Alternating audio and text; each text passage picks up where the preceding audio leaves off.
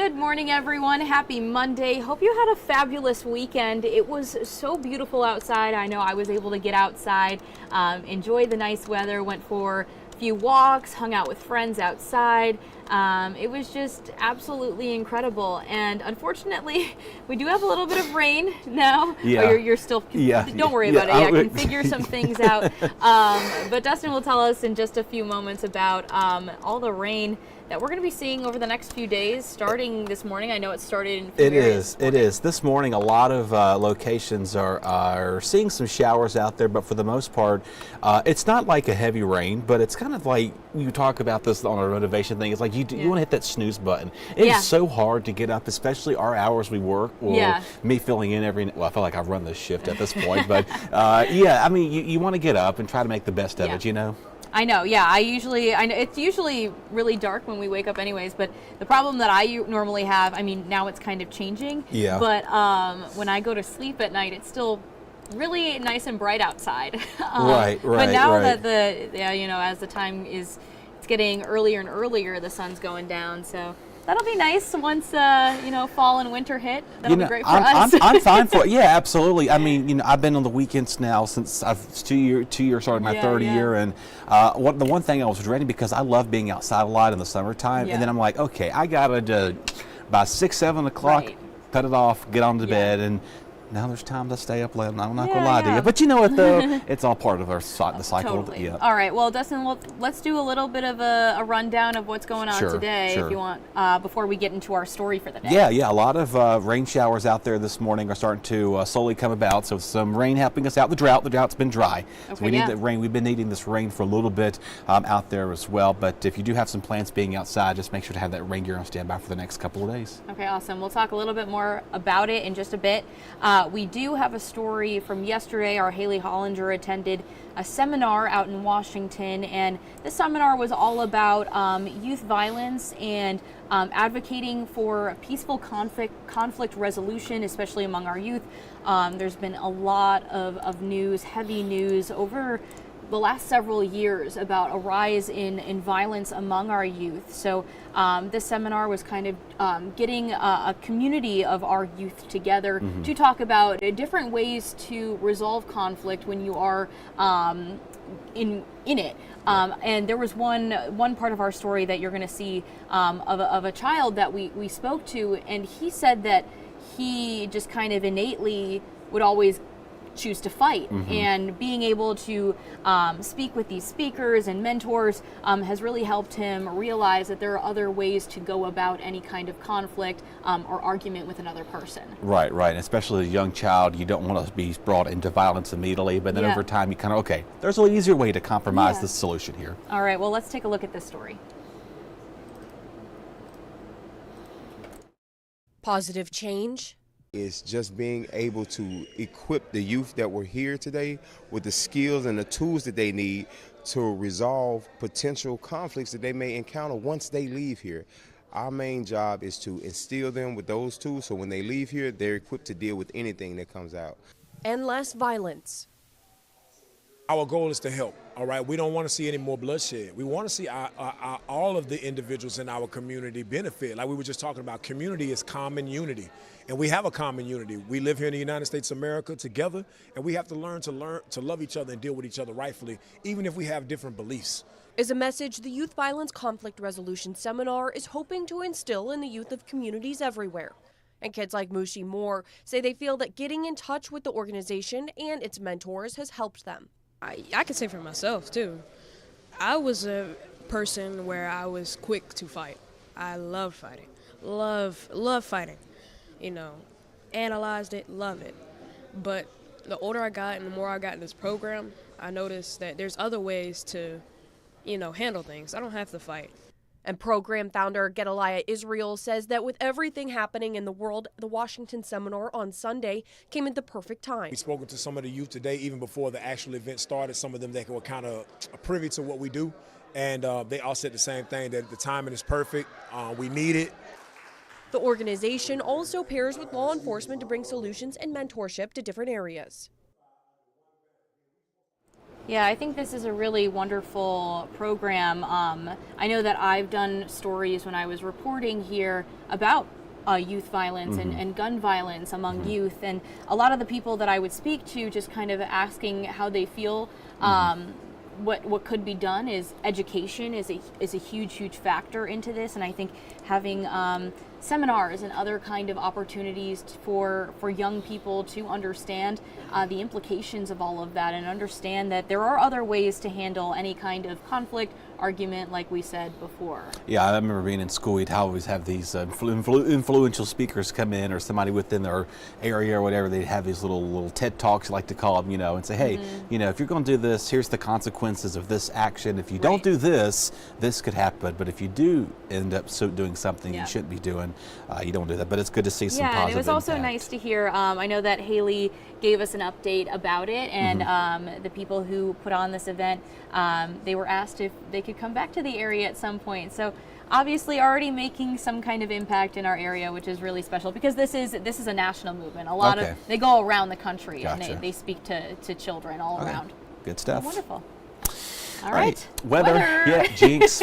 My minds have been tongue-tied. Now we're reading we have each other. been all over the place this morning, headspace-wise. Yeah, but let's talk weather. We've got some rain that's already in some of the areas here. Yeah, let's talk about it. Yeah, some of the rain's going to continue to fall heavily out there over the next couple of hours. Some inland locations will eventually start to see rain over the next little bit. So taking you down towards Morehead City, this is outside of our sanitary restaurant camera this morning there. It's been raining off and on the distance. The little wet, what you see the water there is coming down. And unfortunately, though, those breezes are going to be making things a little bit more, probably not the best ideal conditions to be on the water today or the next several days. Really, we're seeing those northeast components of the wind. Quiet right now in Washington right now. You're starting to see some showers. We're actually getting a little bit of sunshine, trying to break out some sunshine here in Greenville, but that's going to be very, very short-lived. Unfortunately, not going to be seeing much of that happen anytime soon. So here's the rainfall this morning here. I forgot to adjust our radar, so just bear with me on this, but most of the rain north of the Albemarle Sound starting to come light to steady at times, and then again some lighter showers moving outside portions of Beaufort, Newport, Havelock there, and make your way up towards portions of Craven and Pamlico County. So it looks like we've had a few lightning strikes this morning, so you may have been hearing some rumbles of thunder out there early on. Kind of shocking to see that. I think we'd be seeing that this early this morning, but very light spotty showers moving further to the west, so just keep that in mind. Now, it's all associated with a coastal low as a front is stalled along our coastline, feeding back moisture to our area, giving a chance of some showers there as we do so. So other than that, we're stuck in the 60s here, some 70s along the coast. We'll probably struggle to even get out of the 60s today. For some, struggle to stay out of the 70s today. So we're going to be kind of this very gloomy weather setup today. While we saw sunshine over the weekend, nothing like we're going to be dealing with like we saw last week, that mist and drizzle, nothing like that too. Dew points are pretty comfortable, so the humidity is actually doable to be outside. Now, like I mentioned to you, that northeast component of the wind, 10 to 20 along the coast, 5 to 10 inland, so just keep that in mind. Like I said, we may be seeing some sunshine, very, very light in the midst of that, with a little bit of mist and rain out there at times. But overall, the coastal spots continue to see those showers moving on about. Coastal, yeah, you've already got them going for you all day, so get ready to see that. All right, we were talking about this earlier, and apparently you and Jim mentioned the word first alert weather day. How did this come out? What is this? Did I miss something? Last week, Jim and I on the air just mentioned, it's been a while since we've seen a first alert weather day, just because the weather has been so beautiful. I mean, we've been seeing below normal temperatures. We haven't really seen much rain besides maybe a few mists. Not a lot going on. And of course, we said this last week, and I checked my messages this morning when I woke up and saw that we're having a first alert weather day tonight. So yeah, good job. Yeah, so I apologize if we spoke that into existence, but this is rain that we do need. We do. And the thing about this, it's not going to be the severe type of rain either. No major big thunderstorms or anything like that. Isolated storm, but nothing like that too. So that will go into effect tonight and most of tomorrow. So we'll be with you all afternoon and tomorrow, keeping you updated with that. So the main concerns this evening, the heavy rain continues, as well as the potential for a little bit of flooding out there.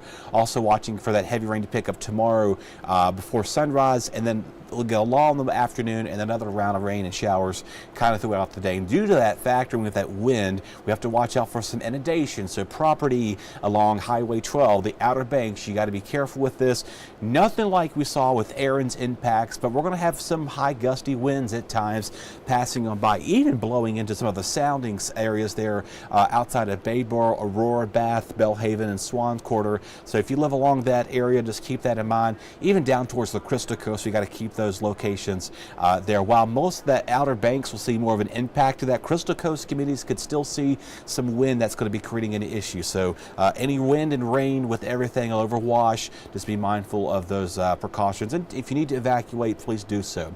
Other than that, we'll have the showers. We're watching for that complex of storms tonight. It's going to fall heavy out here, giving a chance of some heavy rain as well as a little bit of rumble of thunder here or there. Those winds along the northeast facing beaches will hold steady through tonight, all day tomorrow, giving that a nuisance rainfall that we needed, but still, it's, if you're going to be outside, you need to be careful with that. So most of tomorrow, kind of in and out the rain until we get to about mid-afternoon. We'll start to see this kind of close up for a little bit. Rainfall amounts, though, about 1 inch to 2 inches, maybe a half inch to 1.5 inches for some of our northern counties, but coastal spots there, say south of Highway 12 and Highway 70, you may pick up those higher rainfall totals. Wind sustains right now 10 to 15 inland, 15 to or 25 to 35 along the coast. That's just the regular sustained winds. That northeast flow really creating a havoc with that. And then we may have a bit of a westerly flow that's going to start to come about. So northwesterly flow along the beaches tomorrow night. By Wednesday, it clears out and we have a northwest breeze moving into play. And again, that northeast wind breeze is gusting up to 30 to 40 miles an hour. So really something you need to be paying attention to, especially along the Outer Banks. But other than that, though, we mentioned the humidity is going to go back up tomorrow or beginning Wednesday, the rest of the week with that too. Nothing too extreme we can't handle. Rip currents today, moderate for the Crystal Coast, Outer Banks, no surprise. Both of them are at a high level risk with that. So again, overwash, possibility of those inundations, some flooding concerns with that. That's why the first alert weather day is in effect tonight and tomorrow.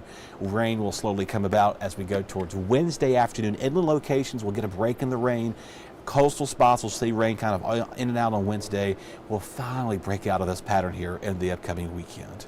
All right, so looking at that forecast there, yeah, we've got a few days of some gloomy days ahead, which, you know, I'll take for the beginning of the week. It's better to have this now than on our weekend. I know we've got there are a lot of events going on in ENC. I know you had your first alert calendar for us this morning a couple of times during the show. Yeah. And there are so many things going on. I know the Pitt County Fair is opening tomorrow, you said. Yep. So hopefully it's not doesn't put too much of a damper, but thankfully it is going throughout the week and into the weekend. And so far, if you're looking at the forecast, I'll pull it up again really quick.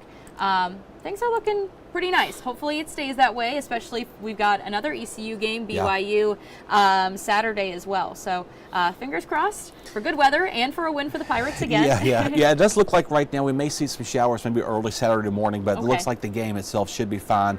Not going to be as hot as it was. We keep talking about the last game 2 weeks ago. It's kind of nothing to that extent, but still, reminder, summer's still around, that we got that humidity flowing around every now and again. All right, well, just make sure you have your rain jackets for the next few days, your umbrellas as well.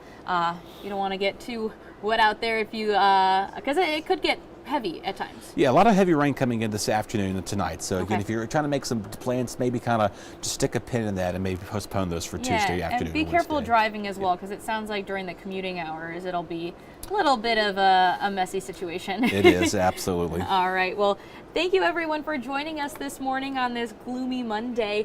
Just want to say hello and good morning to Amanda. Thanks for joining us from the Maysville, Jacksonville area, and then good morning to George as well.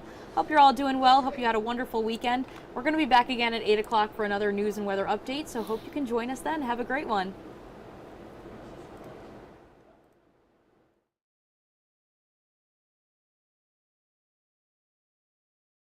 This hour of the WITN First Alert Desk is sponsored by Toyota of Goldsboro.